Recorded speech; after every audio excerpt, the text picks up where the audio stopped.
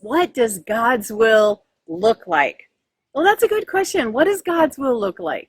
Well, I'm going to give you 3 verses today that talk about what God's will look like. And you know what? There's so many, but I'm just pulling out 3, and I think you're going to feel the pattern. So let's start in 1 Thessalonians 5:18, and it says, "Be thankful in all things, for this is God's will for you who belong to Christ Jesus." So what is God's will? He wants us to be thankful in all things. Who should be thankful? Those who belong to Christ Jesus. Well, brother and sister, that's us. We belong to him. If we really belong to him, we should be thankful. We have so much to be thankful for. We've spent a whole series on talking about being thankful. So what does it look like to have God's will? Be thankful in all things, because that's his will for us. All right, second one. That's 1 Peter 2:15, and it says God's will, being so clear, straight up front, he's saying, God's will is that we live honorable lives, and that in those honorable lives, we would be able to silence ignorant people who want to say foolish things about us, foolish accusations. Well, have you ever had someone say something foolish about you? I definitely have. I can raise both hands. So many foolish things have been said about me. You know what? You know what the best way God says is to silence those? For us to live honorable lives. Lives of integrity. Lives that honor him.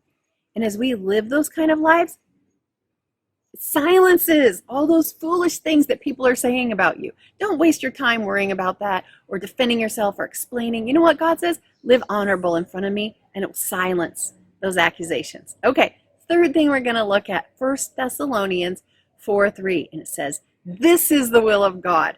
Everybody's saying, this is God's will. This is God's will. Now here you're going to get it again. This is the will of God, your sanctification. That's just a big word for saying, be holy as I am holy. Okay, God says that all over the place. Be holy.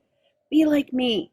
Okay, so this is what his will is, that we would be holy, like he is holy. And it goes on to say, abstain from sexual immorality.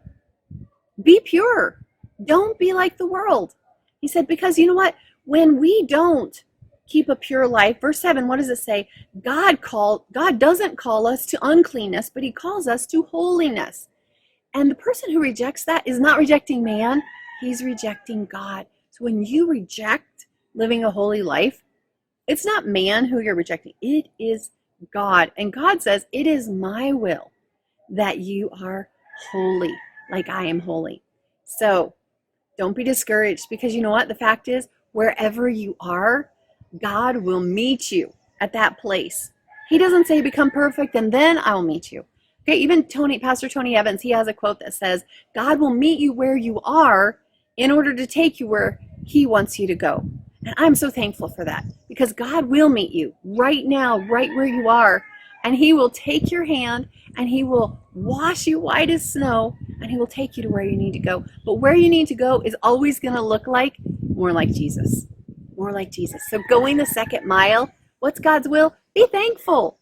Be thankful. What else? Live honorable. And last one, be holy, like he is holy.